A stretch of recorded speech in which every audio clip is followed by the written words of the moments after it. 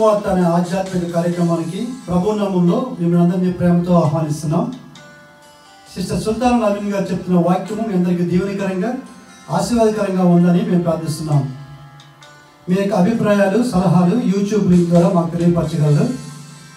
మీలో ఎవరికైనా ప్రార్థన అవసరం ఉన్నట్లయితే స్క్రీన్పై కనిపిస్తున్న మొబైల్ నెంబర్కి మీరు ఫోన్ చేసినట్లయితే మీ కొరకు మేము ప్రార్థన చేస్తాం.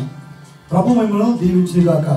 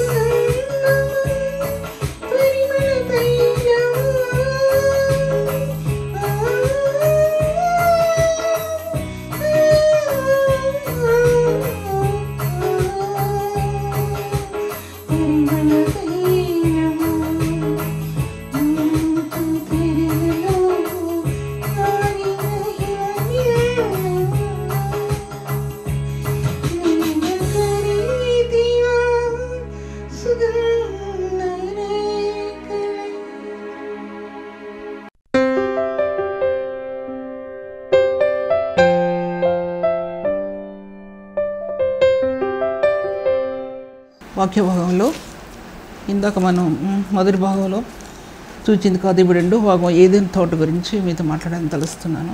దేవుడు ఏదైనా తోట చాలా రమ్యమైనదిగా చేశాడు. అది దాంట్లో మాట రాయబడింది చూడండి, 11వ అధ్యాయం. దేవుడైన యెహోవా 8వ వచనం, తూర్పున ఏదైనాలో ఒక తోట వేసి తాను నిర్మించిన నరుని దానిలో ఉంచెను. మరియు దేవుడైన యెహోవా చూపునకు రమ్యమైనది, ఆహారమునకు మంచిదినైన ప్రతి చూచుటకు రమ్యమైనది అని రాయబడింది. చూచుటకు రమ్యమైనది అంటే అంత రమ్యమైనదిగా ఉంది చూడటానికి. సృష్టి ఆరంభంలో ఏదైనా తోటను ప్రభు ఏర్పాటు చేశాడు. ఏదైనా తోట అది ఎవరి కోసం? మానవుని కోసం ఏర్పాటు చేశాడు. అందులో త్రియేక దేవుని యొక్క దర్శనం ఉంది, త్రియేక దేవుని యొక్క ప్రభావం ఉంది, త్రియేక దేవుని యొక్క మహిమ అందులో దాచిపెట్టబడి ఉంది. ఫస్ట్ మెసేజ్లో క్లోజ్ చేసిన తర్వాత మాట్లాడుతున్నాను. ప్రపంచం మొట్టమొదటి స్టార్టింగ్ ప్రపంచం సృష్టి ప్రారంభమైంది, జీవం ప్రారంభమైంది, మనిషిలో జీవం ప్రారంభమైంది, మనిషి ప్రారంభమయ్యాడు, తోట ప్రారంభమైంది. ఒక తోట, అందమైన తోట, రమ్యమైన తోట.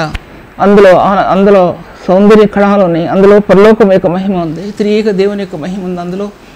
అందులో మానవం తయారు చేసి ప్రభు దానిలో పెట్టాడు తీసుకెళ్ళి. ఆ ఏదైనా తోటను తడపడానికి ఏదెన్లో నుంచి ఒక నది బయలుదేరి 4 శాఖలు ఆయన, పీహోను, గీహోను, యూఫ్రటీస్, హిద్దికెలు అని 4 నదులు దాంట్లోకి బయలుదేరినాయి, దాంట్లోకి వచ్చి తర్వాత ప్రపంచమంతా చుట్టేసాయి 4 నదులు. ఏదైనా వనంలో నుంచి బయలుదేరి ఏదైనా వనంలోకి వచ్చి అన్ని దేశాలు, ప్రపంచాలు చుట్టూ వేసేవి అనమాట. దాంట్లో బైబిల్లో చూడండి ఎక్కడి నుంచి ఎక్కడ రాయబడిందో.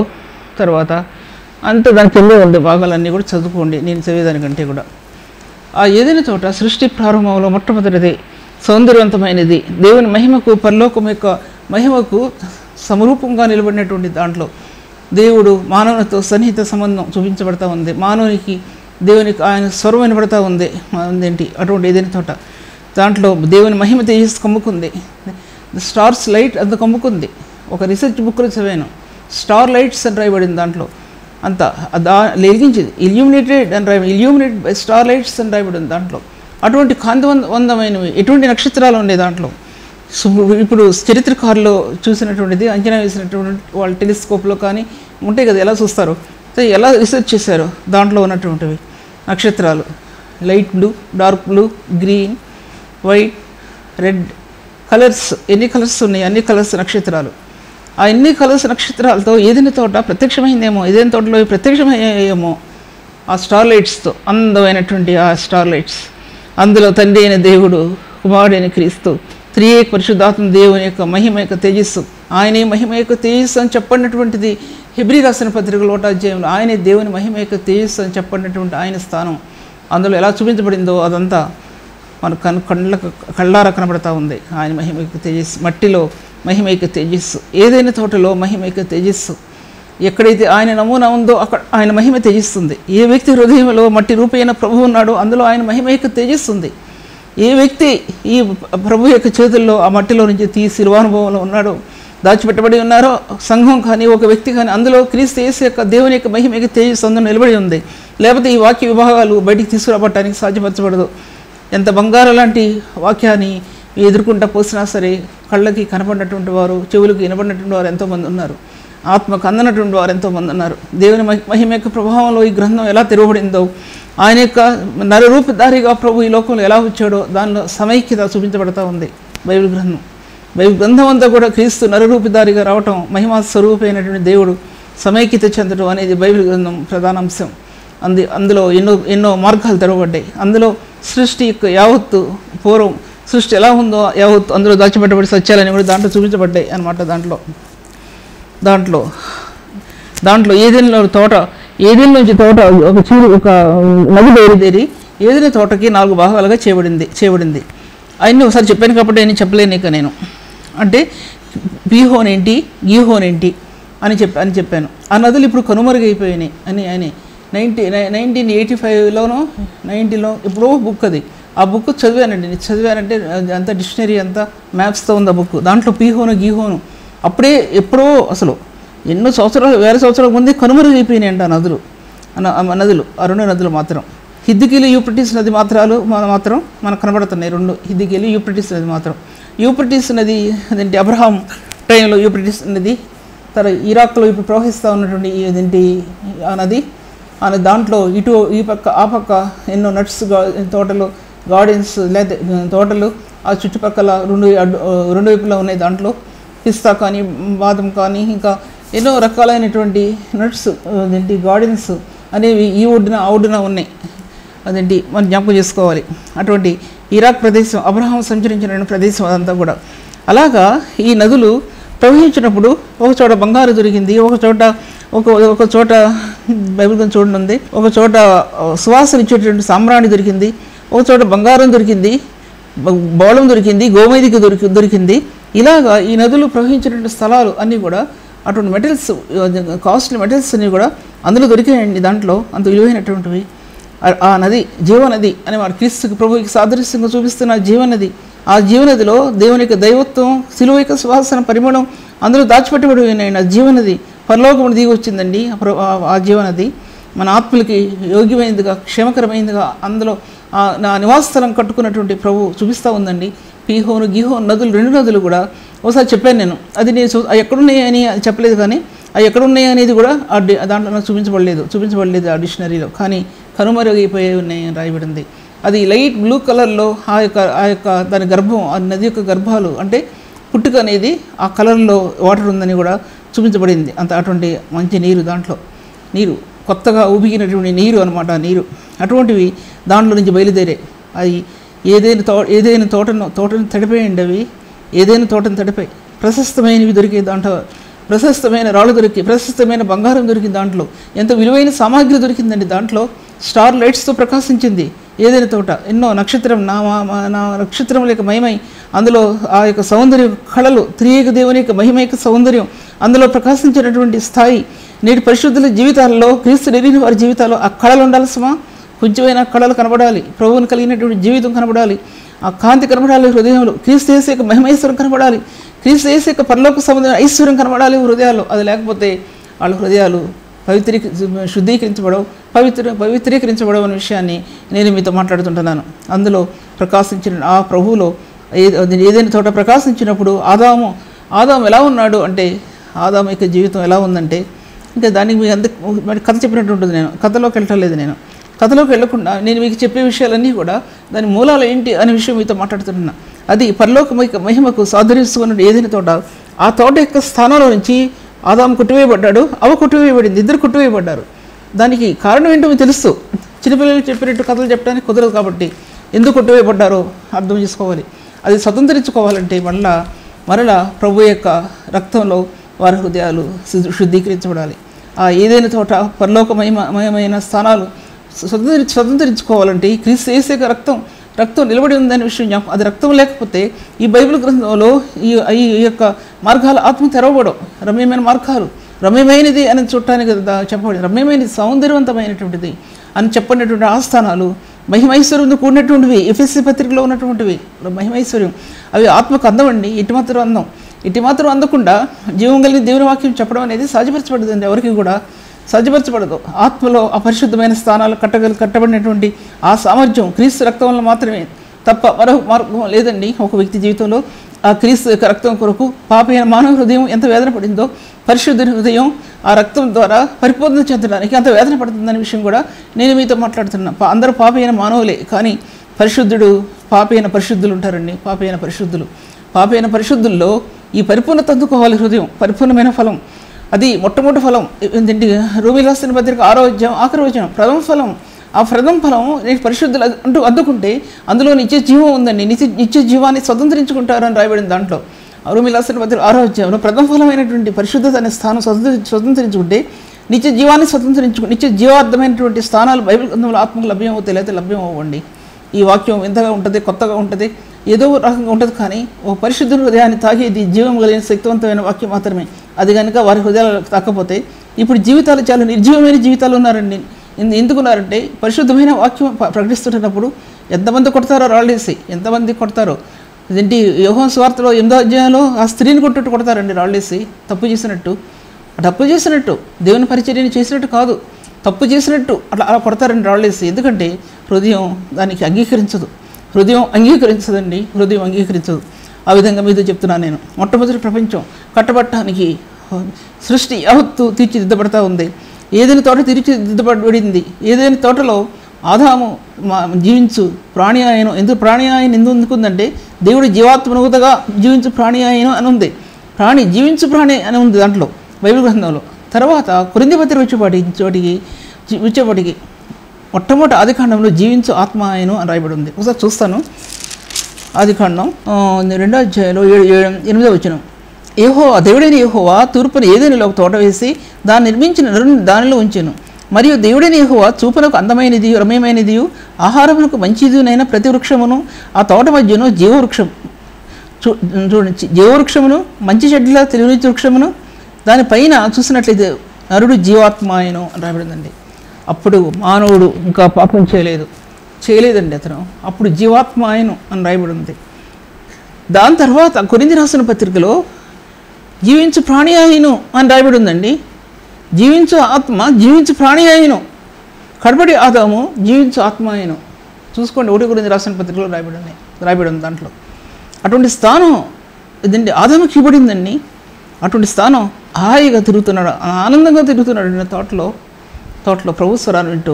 ఎప్పుడైతే పాపం ప్రవేశించిందో బయటికి వెళ్ళగొట్టబడ్డారు ఇద్దరు ఆదామవులు. దేవుడు వారికి ఒక వస్త్రాన్ని గొర్రెపిల్లను చంపావు, మేకపిల్లను చంపావు, ఆ వస్త్రాన్ని వారికి వస్త్రాలుగా ఇచ్చాడు. వెళ్ళిపోయారండి, బయటకు వచ్చారు. ఆదాము వీళ్ళకి కయ్యను పుట్టాడు, హేబేలు పుట్టాడు. కయ్యను హేబేలుని చంపాడు. హేబేలు దేవుని ఆరాధించాడు. కయ్యను వెళ్ళగొట్టబడ్డాడు. దిమ్మరి అయిపోయాడు. కయ్యి మీద ఒక ముద్ర వేయబడింది. ఎటువంటి పరిస్థితుల్లో ఆదిమకాల ప్రపంచం కట్టబడిందంటే దేవుని పరిశుద్ధతతో కట్టబడినటువంటి ఏబేలు జీవితం, ఏబేలు తల్లిదండ్రులతో షేటుకు ఏలేషు పుట్టడం, ప్రార్థన ప్రారంభమైన ఆ స్థానంలో ఒక మార్గం అయితే కయ్యని స్థానాలు మరొక మార్గం అండి. దిమ్మరి తిరిగి వెళ్ళకూడని ప్రదేశాలకు వెళ్ళి, చెడు ప్రదేశాలకు వెళ్ళి ఎటువంటి సామర్థ్యం చేశాడు, నాశనం గురి చేశాడు. బైబిల్ గ్రంథంలో ఉన్నా సరే నేను చెప్పడం మీకు చూసుకున్నాను, మీకు తెలుసు కాబట్టి. అటువంటి స్థానంలో వెళ్ళిపోయాడండి కయ్యను. ప్రపంచమే తారుమారైపోయింది. ఒక వ్యక్తి యొక్క పాపం వలన, ఒక వ్యక్తి యొక్క నరహత్య వలన ప్రపంచం తారుమారైపోయిందండి. నూతనమైన ప్రపంచం కలుషితమైపోయిందండి. ఇప్పుడు ప్రపంచం ఎలా ఉందంటే భయంకరమైన స్థితిలో ఉంది.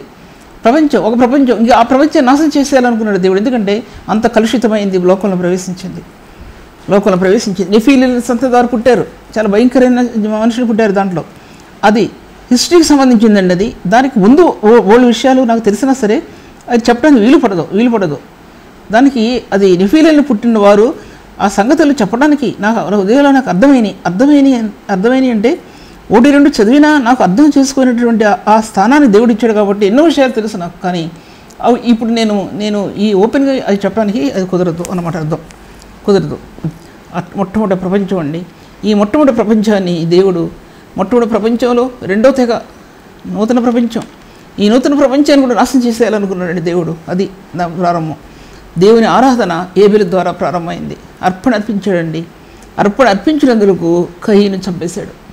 ఎట్టి పరిస్థితుల్లో ఉన్నాయి సంఘ వ్యవస్థలో అర్పణ ప్రభువుకి యథార్థమైన అర్పణ, యథార్థమైనటువంటి స్తుతియాగం. నీటి పరిశుద్ధుల నుంచి రావాలండి. అది నీటి పరిశుద్ధుల నుంచి స్తుతియాగం రావాలి. ఏ స్తుతియాగం? ఆయన బలి అర్పణలో దాచబడి ఉన్నటువంటి మార్గం స్తుతియాగం. నీ ఆత్మకి పాపం క్షమాపణ పొందినటువంటి అనుభవం నీ హృదయంలో బలియాగం యొక్క రహస్యం. క్రీస్తు కలవరి శిలువని ఆనుకున్నటువంటి నీ హృదయం యొక్క రహస్యం బలియాగం యొక్క రహస్యం. ఈ పాప లోకం మీద విజయం పొందలేని హృదయం క్రీస్తు బలియాగంలో నీ ఆత్మని నూతనపరిచిన స్థానం బలియాగం యొక్క రహస్యం. బలియాగం యొక్క రహస్యం క్రీస్తు దైవకుమారుడు ఈ లోకంలో ఆయన మట్టి రూపకి ఎలా వచ్చి సిలువేయబడ్డాడో అది బలియాగం యొక్క రహస్యం. ఆయన త్రియేక దేవుని యొక్క మహిమలో ప్రధానమైన ప్రభువుగా ఆయన ఎలా నిలబడి ఉన్నాడో, ఆయన తండ్రి అయిన దేవుడు, కుమారుడైన క్రీస్తు, పరిశుద్ధాత్మ దేవుడు ఎలా నిలబడ్డాడో ఆయన, అది బలియాగం యొక్క రహస్యం. నీ హృదయ రహస్యం ఆయనతో పెనవేయబడిన అనుభవం బలియాగం యొక్క రహస్యం. ఆయనకు బలియాగంలో నీ హృదయం ఏకమైన హృదయం బలియాగం యొక్క రహస్యం. అది స్తుతి ఆరాధన. ఆ స్తుతి ఆరాధనలో నీ అర్పణ నిలబడాలి. ఆ స్తుతి ఆరాధనలో నీ ఆత్మ ఉన్నతమైన స్థాయిలో నిలబడాలి. ఉన్నతమైన స్థాయిలో నీ హృదయం నిలబడలేకపోతే, ఈ బలియాగం యొక్క రహస్యంలో నీ హృదయం నిలబడలేకపోతే నీ ఆత్మకు అర్థం అవ్వండి. ఇవి కూడా అర్థం కావు. బైబిల్ గ్రంథం అర్థం కాదు. దేవుని బిడ్డలు బలియాగాన్ని కీర్తిస్తున్నప్పుడు, స్తుతి అర్పణ అర్పిస్తున్నప్పుడు మరొకరు ఏ విధంగా మాట్లాడుకుంటారో, ఏ విధంగా తిరుగుతుంటారో ఒకసారి ఆలోచించాల్సిన విషయం అండి. అది చిన్నపిల్లలకు చెప్పినట్టు చెప్పేది కాదు. నీ హృదయ రహస్యం దేవుని సన్నిధిలో తలవంచి దేవుని సన్నిధిలో నీ అర్పణ అర్పించడంలోనే నీ హృదయ యొక్క రహస్యం సాక్ష్యం అనేది బట్టబయలవుతుంది. తిరిగే వారికి హృదయం యొక్క సాక్ష్యం ఎలా బట్టబయలవుతుందో, మనం ఆ హృదయాంతరంగం దేవునితో ఏకమయ్యే సమయంలో మనం ఎలా ఉంటున్నాం అనేది పరిశుద్ధాత్మ దేవుడు మన హృదయం యొక్క సాక్ష్యాన్ని ఆయన బట్టబయలు చేస్తున్నాడు. ఆ సమయంలో ఆలోచించుకోవాలి, అది ఆలోచించుకోవాల్సిన విషయం. అనుకుంటాం ప్రభు అన్నాడు అదేంటి సమరయ స్త్రీని, అమ్మ యథార్థంగా ఆరాధించేవారు ఆత్మతోనూ సత్యంతోనూ ఆరాధించాలి. యథార్థంగా నువ్వు ఆరాధిస్తే ఆత్మతో సత్యంతో ఆరాధించు కాలం వచ్చింది. ఆత్మతో సత్యంతో, సత్యమైన ప్రభు ఆయన, ఆ స్వచ్ఛమైన ప్రభువుని ఆరాధించడం, కీర్తించడం, ఆయన యొక్క ఆరాధనలో నీ దేవుని యొక్క దైవత్వం యొక్క మహిమ నీ ఆత్మకు అందుకు సుమా. దైవత్వం యొక్క మహిమను నీ ఆత్మ చూడటం గమనించుకుంటావు ఆరాధనలో. అనగా దేవుని యొక్క ప్రత్యక్షతను పొందుకుంటూ నువ్వు గమనించుకుంటావు. నీకు సబ్జెక్టులో వెళ్ళిపోతున్నాను. అటువంటి స్థానం హేబేలో నుంచి ప్రారంభమైందండి. అటువంటి స్థానం హేబేలో నుంచి ప్రారంభమైతే కయీను సహించలేకపోయాడు. నరహత్య, అక్కడ నరహత్య జరుగుతుంది. నేటి సంఘాల్లో నరహత్య జరగడం లేదా? నేటి సంఘ వ్యవధిలో నరహత్యలు జరగడం లేదా? దేవుని పరిశుద్ధమైన ఆరాధనని తృణీకరించేవారు ఎంతమంది ఉంటారు? ఎంతమంది ఉంటారు? ఆలోచించుకోవాలి. మనం తృణీకరిస్తున్నామా, అంగీకరిస్తున్నామా పరిశుద్ధ సన్నిధిలో అనేది స్వవిమర్శ చేసుకోవాల్సిన సత్యాలవన్నీ కూడా. తర్వాత ఆరాధన ప్రారంభమైంది. కయీనుతో పతనం ప్రారంభమైంది. ఇంకా దేవుడు కయీనుపై దయతలిచాడు. కయీనుకి దయతలిచి ఇతన్ని కనుగొని ఎవరు చంపకుండా అతని మీద ఒక ముద్ర వేశాడండి. ఈపి మీద ఒక ముద్ర వేశాడు. ఎవరు కయీను చంపకుండా వెళ్ళిపోయాడు. దీస్తిమరి వెళ్ళిపోయాడు. తన సాంగత్యం వేరు, తనతో సహవాసం చేసిన మనుషులు వేరు, తనతో సహవాసం చేసిన ఆ యొక్క జాతులు, ఏ జాతిలో మీకు తెలుసా? అటువంటి మనుషులు కయీను సంతతి ద్వారా బైబిల్ గ్రంథంలో ఉంది కదా, దీని 6వ అధ్యాయంలో నెఫీలీలు అనే సంతతి ద్వారా పుట్టినట్టు మనం చూస్తాం. దాంట్లో నెఫీలీలు సంతతి ద్వారా అక్కడ పుట్టినట్లు మనం చూస్తాం. దేవుని వాక్య గ్రంథంలో పతనం ఎటువంటి పతనానికి దారితీస్తుందంటే, దేవుని యొక్క కోపం కయీను సంతానం మీదకి ఉగ్రత రూపం దాల్చింది. ఎందుకంటే అతను దేశాన్ని ప్రపంచ చరిత్రలోనే మొట్టమొదటిలోనే ప్రపంచాన్ని అంతం చేయబట్టడానికి అతని యొక్క పాపం కారణమైందండి. అతని పాపం కారణమైంది ప్రపంచం అంతం చేయడానికి. సహించలేకపోయాడు. దేవదూతల పాపం చేసినప్పుడు నీళ్ళలో భూమి వినిగిపోతే ప్రపంచాన్ని మరలా నీళ్ళలో ముంచేయాలని తలంచాడు దేవుడు. నీళ్ళల్లో నోహను రక్షించాలి సంతతి వారిని అనుకున్నాడు. ఓడ చేసుకోమన్నాడు. ప్రపంచం మీద వర్షం కురిపించాడండి. కని విని ఎరగని వర్షం, చూడని వర్షం వస్తుందంటే ఎవరో నమ్మలేదు. అప్పటి నుంచి ఆవిరే తెలుసు, వర్షం తెలియదు వాళ్ళకి ఎవరికి కూడా. ఆవిర ఒక్కడే తెలుసు, వర్షం అంటే ఎవరు నమ్మలేదు. ఎంత హేళన చేస్తుంటారో ఆ జనాంగం. ఎటువంటి జనాంగం పుట్టిందంటే అటువంటి జనాంగం పుట్టిందండి. మామూలు జనాంగం కాదు. తర్వాత ఆదాము అదేంటి షేతు సంతానం ద్వారా దేవుని సంఘం విస్తరిస్తే కయీను సంతతి ద్వారా పాపం విస్తరించింది. ఆది కాండంలోనే విషయాలు బయలుపరచబడ్డాయి అన్నమాట. తర్వాత జ్ఞానం విస్తరించడం ఆరంభించిందంటే ఆదాము దగ్గర నుంచి ఎనోషు దగ్గర నుంచి ఏబేలు దగ్గర చనిపోయినా సరే సాక్ష్యం ఉందని రాయబడి ఉంది కదా యూదాపత్రికలో. ఆదాము మొదలుకొని 7వ వాడైన హానోకు వరకు అని రాయబడి ఉంది. అది కనుక మనకి ఆ వాక్యం యూదాపత్రికలో రాయబడకపోతే మనం అంత గమనించుకునేవాళ్ళం కాదు. తర్వాత హేబేలు గురించి రాయబడింది. తర్వాత షేతు పుట్టినప్పుడు ఈ ప్రపంచ చరిత్ర టర్న్ అయ్యిందండి. ఈ శాపం నుంచి, కయీను యొక్క శాపం నుంచి, కయీను చేసిన పాపం నుంచి, తర్వాత హేబేలు చనిపోవడం దగ్గర నుంచి ప్రపంచ చరిత్ర ఇంకో విధంగా తారుమారైపోయిందండి. ఎవరి జీవితం వల్ల? షేతు యొక్క జీవితం వల్ల ప్రపంచం తారుమారైపోయింది. ఎందుకంటే కారణం ఏంటంటే, షేతుకు పుట్టిన కుమారుడు ఎనోషు అనే కుమారుడు అతను పుట్టినప్పుడు ప్రార్థన, యెహోవా నామమున ప్రార్థన అనేది భూమి నుండి పరలోకానికి వెళ్ళిందండి. ప్రార్థన అప్పటి వరకు ప్రార్థన అనేది ప్రారంభం కాలేదు.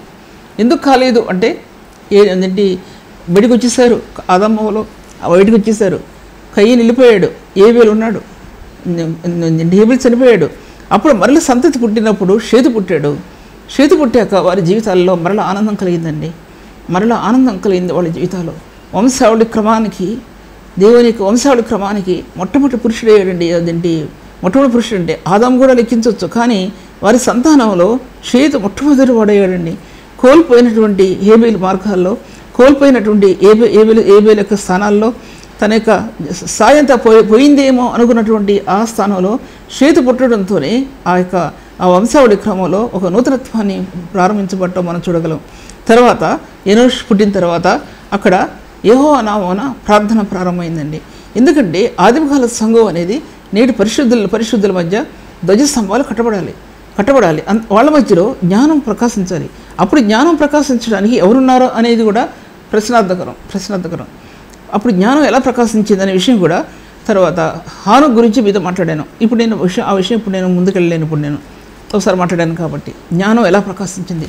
ప్రపంచంలో ఎన్నో నదులు ఉన్నాయి. తర్వాత పరలోక మహిమ ఉంది, దేవుని యొక్క స్థానాలు ఉన్నాయి. ఇవన్నీ చూసిన వాళ్ళు ఎవరంటే అదేంటి ఆదాము అవలో చూశారు. తర్వాత షేతు చూచాడు. మొట్టమొదటి జనరేషన్స్లో మాట్లాడుతున్నాను. తర్వాత వీళ్ళ దగ్గర నుంచి ఈ యొక్క జ్ఞానం యొక్క స్థానం, దేవుని యొక్క మహిమ యొక్క స్థానం ఈ జనాంగంలోనికి దొల్లిపోయిందంటే ఆధునికాల సంఘం అంత బలమైనటువంటి కార్యాల చేత, దేవునికి బలమైన శక్తి చేత ఆధునికాల సంఘం కట్టబట్టడానికి మూల పురుషులు అయిపోయారు. ఎవరంటే షేతు, ఎనోషు, ఆ వంశావళిక్రమం దాంట్లో ఉంది కదా, పేర్లు చూసుకోండి. ఆయన తర్వాత చెప్తాను అవన్నీ కూడా, అటువంటి విషయం కూడా. తర్వాత జ్ఞానం కట్టబడిందండి. అక్కడ జ్ఞానం కట్టబడింది. తేజోమయమైన జ్ఞానం భూమి మీద ప్రకాశించడం మొదలుపెట్టింది. మొట్టమొదటిగా ప్రపంచంలో సంఘం అనేది ఆదిమకాల సంఘం అక్కడ కట్టబడిందండి. నోహ జలప్రళయానికి ముందు కట్టబడింది. నోహ జలప్రళయం తర్వాత మరొక ప్రపంచం కట్టబడింది. అంటే ప్రపంచాలు దేవుడు ఎలా నిర్మించాడు అనే విషయాన్ని నేను మీతో మాట్లాడుతున్నాను. ప్రభు ఎలా వాగ్దానం చేశాడో వారికి ఎనోషు ద్వారా మొట్టమొదటి దేవుని ప్రార్థన, యెహోవా నామమున ప్రార్థన అనేది అది ప్రారంభమైందండి. ప్రార్థనా స్థానాలు కట్టబడ్డాయి అన్నమాట అర్థం. తర్వాత ముందుకెళ్తాను నేను. ఇంకా ఇది మరలా సబ్జెక్టులో చెప్తాను. భూమి మీద వెలుగు కలుగును కాక అన్నప్పుడు దాంట్లో ఒక తేజస్సు భూమి మీద ప్రకాశించిందండి. ఎందుకు ప్రకాశించింది భూమి మీద అంటే, ఆ భూమి మీద ప్రకాశించిన ఆ ప్రకాశం వెలుగని కాదు. దాంట్లో ఆదిమకాల ప్రపంచంలో ఉన్నటువంటి ఆ యొక్క ఓల్డ్ క్రియేషన్లో తేజోమయమైన స్థానాలు అన్నీ కోల్పోయిన స్థానాలన్నీ ఈ వెలుగు ద్వారా భూమి మీదకి దిగి వచ్చాయండి చెప్తున్నాను నేను. ఎందుకంటే సైంటిఫికల్గా ఎన్నో విషయాలు అంతకుముందు చెప్పినప్పటికీ కూడా అవన్నీ ఇప్పుడు చెప్పలేదు. కాబట్టి దాంట్లో ఒక వెలుగని తలంచడానికి కాదు, ఆయన మహిమాపూర్ణుడైన ప్రభువు, ఆయన తేజస్సు భూమి మీద ప్రకాశించడం ఆరంభించింది. అది అందుకోసమే భూమి మీద ప్రకాశించిన ఆ వెలుగు దేవుడు భూమిని మహిమ కలిగిందిగా చేశాడు అని రాయబడి ఉంది. అంటే కొన్ని వేల సంవత్సరాలు రాబోయే యేసుక్రీస్తు ప్రభు యొక్క మార్గాలు భూమి మీద దాచిపెట్టబడ్డాయి. ఆ మహిమలో క్రీస్తు శిలువ యొక్క స్వరూపం భూమి దాచిపెట్టబడిందండి. ఆ దాచిపెట్టబడిన ఆ శిలువ యొక్క స్వరూపం ఏదైనా తోటలో ఫస్ట్ స్టెప్లోనే ఆదాము అవలో తప్పిదం చేశారు, కయ్యను తప్పిదం చేశాడు. పాపం విస్తరించింది, దేవుని యొక్క మహిమ విస్తరించింది, మానవ స్వరూపిగా ప్రభు యొక్క స్థానం విస్తరించింది. పాపం కూడా భూమి మీద విస్తరించడం ఆరంభించింది, బలంగా విస్తరించడం ఆరంభించింది. ఈ పాపాన్ని అడ్డుకోలేరండి ఎవరు. ఒక వ్యక్తి హృదయంలో పాపాన్ని అడ్డుకోలేరు ఎవరు కూడా. శిలువ యొక్క రక్తం తప్పితే ఒక మానవ పాపాన్ని అంతమొందించడానికి ఎవరి వల్ల కూడా కాదనే విషయాన్ని నేను మీతో మాట్లాడుతుంటున్నాను. తర్వాత ఆ మహిమ కలిగిన తేజస్సు, ఆ మహిమ యొక్క తేజస్సు ఎలాగా జ్ఞానపు రేఖల్లో జ్ఞానం ఇచ్చాడండి దేవుడు. ఏ హృదయంలో అయితే ఆ మహిమ యొక్క తేజస్సు ప్రకాశించిందో ప్రభు రక్తం ద్వారా అందులో జ్ఞానం కూడా ప్రకాశించిందండి. జ్ఞానం, మంచి చెడ్డల గ్రహించగలిగే జ్ఞాన వేచనతో కూడినటువంటి ఆత్మ, సత్యాన్ని బయలుపరిచే ఆత్మ, ఆ జ్ఞానాత్మ హృదయంలోకి అనుగ్రహించబడిందండి. అటువంటి జ్ఞానాత్మ అది జ్ఞాపకం చేసుకోవాలి. అందులో చూసినట్లయితే కనుక ఆ వెలుగు స్వరూపం అనేది అదేంటి ఈ భూమి దాచిపెట్టినప్పుడు దానిలో ఎన్నో సంకేతకాలు, అంటే ఎన్నో గుర్తులు ఉన్నాయి. దాంట్లో వెలుగులో ఎన్ని గుర్తులు ఉన్నాయంటే ఒకటి కాదండి, 2 కాదు, 3 కాదు. భూమి ప్రజ్వలించడానికి, భూమి ఉన్నతమైన స్థాయిలో నిలబడటానికి, ఫలవంతం చేయబట్టడానికి, లేకపోతే అన్ని విధాలుగా భూమి మీద ఫలం తీసుకురాబట్టడానికి, భూమి మీద ఎన్నో కరెంట్స్ ప్రొడ్యూస్ అవ్వటానికి, అంతరిక్షంలో ఎన్నో అవటానికి ఈ వెలుగులో ఎన్నో మార్గాలు, ఆ శబ్దాలు ఈ వెలుగులో నుంచి బయటికి తీయబడ్డాయండి. అది ప్రపంచం అనేది మనం తలంచిన వాడి చేత కట్టబడటం అంటే అది ప్రపంచం అనేది మనం తలంచిన వాడి చేత కట్టబడిందంటే అర్థం ఏంటంటే అదే అన్నమాట అర్థం. అటువంటి స్థానాలు ఈ భూమి మీద తీసుకురాబడ్డాయి. వెలుగులో అటువంటి శక్తి అనేది నిలబడిందండి. భూమి మీద ప్రకాశించడం ఆరంభించిందంటే భూమి మీద అన్ని ప్రదేశాల్లో కూడా ఆ మహిమాజ్వాలలు భూమి మీద విస్తరించడం ఆరంభించింది అన్నమాట అర్థం. దాంట్లోకి లోపలికి వెళ్తే బయటికి రాలేము. తర్వాత చాలాసార్లు చెప్పాను కాబట్టి ఆ మెసేజ్లు పాత మెసేజ్లు చాలా ఉన్నాయి. తర్వాత ఆ వెలుగు స్వరూపని సంకేతకాలు దాచబెట్టబడ్డాయి. అంతేకాకుండా పాత నిబంధనలో ఆయన నేనే మార్గం సత్యం అని అన్నటువంటి ప్రభు, ఆయన జీవపు వెలుగు అని చెప్పబడిన ఆ ప్రభు గురించి ఈ వెలుగు సాక్ష్యం ఇస్తూ వచ్చిందండి. యుగాల్లో సాక్ష్యం ఇచ్చింది. ఒక్క ఆదికాండంలోనే కాదు, యుగాల్లో సాక్ష్యం ఇస్తూ వచ్చింది. ఆ ప్రభు వెలుగు స్వరూపి ఈ లోకంలో మట్టి అయినటువంటి ప్రభువుగా భూమి మీదకి వస్తాడు అనేది ఈ వెలుగులో సంకేతకాలు యుగాల్లో వినపడుతూ వచ్చాయండి. నేటి పరిశుద్ధుల మధ్య వినపడుతూ వచ్చాయి. ప్రభువు పుడతాడు, వెలుగు స్వరూపి ఈ లోకంలో పుడతాడు అనే సత్యం దీంట్లో నుంచి బయటకు వస్తూ వచ్చింది. అందుకోసం ఆయన ఆ వాక్యము కృపాసత్య సంపూర్ణంగా మన మధ్యలో నివసించాను. ఆ వాక్యం ఏ వాక్యం అయితే ఆది కాలంలో ప్రకటించబడింది ఆ వాక్యం కృపాసత్య సంపూర్ణునిగా మన మధ్యలో నివసించాను. తండ్రి వద్ద నుండి అద్వితీయ కుమారుని మహిమలే ఆయన మహిమను మేము అద్దం వల్లే కనుగొంటామంటాడు. అద్దం తండ్రి వద్ద నుండి ఆ మహిమ యొక్క స్థానాలని అద్దం వల్లే కనుగొంటే మేము యోహాను సువార్తలో రాయబడి ఉంది. శిష్యులు అంటున్నారు, విద్య లేని పామరులు అంటున్నారు, జ్ఞానం లేని వారు అంటున్నారు, ఆయన మహిమను కనుగొన్నాం. మట్టిన ప్రభువులో, మానవ స్వరూపమైన ప్రభువుల్లో చూస్తున్నప్పుడు ఆయనలో మహిమా స్వరూపం కనబడుతుంది, ఆయన తేజస్సు కనబడుతుంది, పరలోకం యొక్క మహిమ కనబడుతుంది. ఒక వ్యక్తి రక్షణ కార్యంలో ఇవి కనబడతాయండి. దేవుని యొక్క ఆత్మ యొక్క తేజస్సు కనబడుతుంది. రక్షణ కార్యంలో పాప విమోచనలో జ్ఞానం విస్తరించింది, పాప విషయంలో నీతి విస్తరించింది, పాపము లేని స్థానాల్లో విమోచనలో ఉన్నతమైన మార్గాలు తెరవబడ్డాయి. ఆయన విమోచనలో ఇన్ని సత్యాలు దాచిపెట్టబడినాయండి. నీతి దాచిపెట్టబడింది, జ్ఞానం దాచిపెట్టబడింది. ఆయన వల్లే మనకు నీతియు పరిశుద్ధతయు విమోచన ఆయన అన్ని స్థానాలు ఈ విమోచనలో దాచిపెట్టబడి ఉన్నాయి. ఒక వ్యక్తి జీవితం ఎంత పరిశుద్ధుడో అనేది ఆ వ్యక్తి రక్షించబడిన స్థానాలలో మనం కనుగొనగలవచ్చు. ఒక యేసేపుకి జీవితం పదే ఎందుకు చెప్తున్నామంటే అతనిలో ఉన్న పరిశుద్ధ జీవితాన్ని బట్టి అతను ఎటువంటి వాడో కనుగొనవచ్చు. అతని బిహేవియర్ ఎలా ఉందో దాన్ని బట్టి అతని జీవితాన్ని మనం లెక్కేయచ్చు. మన జీవితాన్ని బట్టి మన సాక్ష్యం బయటికి వెళ్తుంది. ఎవరు మనకు చెప్పనవసరంలా, ఎవరు మనకు చెప్పే అవసరం లేదు. అటువంటి దేవుడు ఆ దేవుడు అనే విషయం దాంట్లో చూపించబడుతుందండి. ఆ వాక్యము కృపాసత్య సంపూర్ణుడుగా మన మధ్యలో నివసించను. బైబిల్ గ్రంథానికి ఆ పలుకు మొదటి మెట్టండి. సిలువ 7 మార్గాల్లో ఎన్నో స్టెప్స్ మీతో చెప్పాను. కానీ ఆదిమ కాలం నుంచి ప్రకాశించినటువంటి ఆ వెలుగు సిలువ యొక్క మార్గానికి మొదటిపెట్టు. బైబిల్ గ్రంథం తెరవటానికి వెలుగు ఎలాగ మొదటి ఉనికిపట్టో సిలువ యొక్క మార్గం తెరవటానికి ఆ పలుకు ఉనికిపట్టు. అది సజీవమైన పలుకు.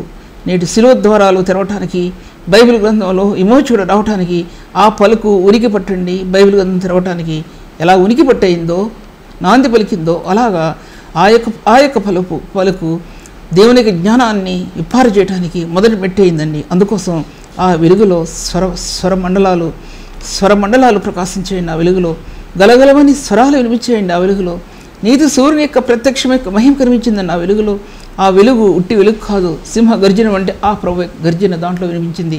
అది యుగాల్లో గుర్తులుగా నిలబడిపోయిందనే విషయం మీ మధ్యలో నేను పెడుతుంటున్నాను. తర్వాత వాక్య భాగాల్లో నేను మీతో చెప్పేది పూర్చలేనేమో నేను, కానీ ఒక మాట చెప్పి నేను ముగిస్తాను. అంటే అటువంటి ఏదైనా తోట రమ్యమైనది, సౌందర్యవంతమైనది, అది ప్రపంచానికి మొట్టమొదటి స్థానం. బైబిల్ గ్రంథంలో మొట్టమొదటి స్థానం. ఈ ప్రపంచం యొక్క కట్టడాలకి ఇది కూడా మొట్టమొదటి స్థానం. అంత సౌందర్యవంతమైంది మరొక గార్డెన్ లేదేమో చెప్పాలండి. అటువంటి అందమైనటువంటి ఏదైనా తోటలో నుంచి వీళ్ళిద్దరూ పంపబడ్డారండి. ఒక హృదయంలో, ప్రభు నిరిగిన హృదయంలో అందాల తోట, అందలను ఎక్కించే స్థానాలు హృదయంలోనే ఉంటాయండి. ప్రభువుతో జీవించే జీవిత విధానంలో ఎంతో సౌందర్యవంతమైన స్థానాలు కట్టబడతాయి, ఎంతో బలమైన స్థానాలు కట్టబడతాయి, ఆత్మలో ఎంతో ప్రశస్తమైన స్థానాలు కట్టబడతాయి అనే విషయాన్ని నేను మీతో మాట్లాడుతుంటున్నాను. ఈ ఉన్నతమైన స్థానాల్ని మరల వాక్య భాగంలో మీ మధ్యలో నేను పెట్టాలని ఆశపడుతూ ఉంటున్నాను. ఎందుకంటే ఆ ప్రభు మహిమ యొక్క తేజస్సు, దేవుని యొక్క మహిమ యొక్క తేజస్సు అనేది ఈ బైబిల్ గ్రంథం నింపబడి ఉందండి. దేవుని మహిమ యొక్క తేజస్సు ఈ బైబిల్ గ్రంథం అంతా కూడా, ఈ బైబిల్ గ్రంథం మహిమ యొక్క తేజస్సు ఎప్పుడు కనబడుతుందంటే ఒక వ్యక్తి క్రీస్తుతో ఎటువంటి సమరూపం కలిగి ఉంటారో, క్రీస్తుతో ఎలా ఏకమై ఉంటారో, క్రీస్తు శిల్వానుభవంలో ఎటువంటి ఐక్యతను కలిగి ఉంటారో, ఐక్యతలో పునరుత్థానం ఇచ్చేటటువంటి స్థానాలు దేవుని యొక్క మహిమ యొక్క తేజస్సును వివరిస్తుందండి. పునరుత్థానం యొక్క మహిమ, రక్తం అనేది ఒక వ్యక్తి జీవితంలో పాపక్షమాపణలో ఎటువంటి కృపకి పాత్రుడవుతాడో, పునరుత్థానం యొక్క మహిమ దేవుని యొక్క మహిమ యొక్క తేజస్సును ఆత్మకు అర్థం చేస్తుంది. అది ఆత్మకు అర్థం అవ్వకపోతే, ఆత్మలో అది ప్రకాశించకపోతే దేవుని కార్యాల్లో ఆ వ్యక్తి రాణించలేరు. దేవుని కార్యాల్లో ఆ వ్యక్తి రాణించలేరని విషయాన్ని నేను మీతో మాట్లాడుతుంటున్నాను. ప్రభు ఈ వాక్యాన్ని దీవించను గాక. దేవా నీకు వందనాలు తండ్రి. ప్రభువా ఘనమైన దేవుడువు, రక్షకుడు అయిన దేవుడు నీవు, నా విమోచకుడవు, సర్వశక్తివంతుడు అయిన దేవుడు నీవు తండ్రి. మీ కార్యాన్ని సఫలపరిచి ఆశీర్వదించండి తండ్రి. దేవా గనడానికి ఎన్నో వేల వందనాలు ప్రభువా. దేవా మీ నామానికి మహిమ తెచ్చుకొని ప్రభు మీరు ఘనత పొందండి ప్రభువా.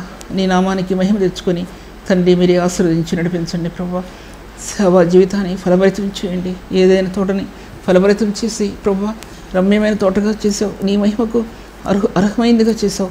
అలాగే ఉన్నతమైన స్థలాల్లో ఉన్నటువంటి మార్గాలు మా ఆత్మలకు బయలుపరిచి ప్రభువా నీ సత్యమందు నిలబడి ఉండటానికి సహాయం చేయమని ప్రభువా ప్రార్థన అంగీకరించమని యేసు నామములో స్తుతించి వేడుకుంటున్నాను తండ్రి. ఆమేన్. ఇంతవరకు సిస్టర్ సుల్తాన్ నవీన్ గారి వాక్యాన్ని ఆత్మలో ఆనందించి దేవుని మేలు పొందాలని నమ్మి దేవుని స్తుతిస్తున్నాం.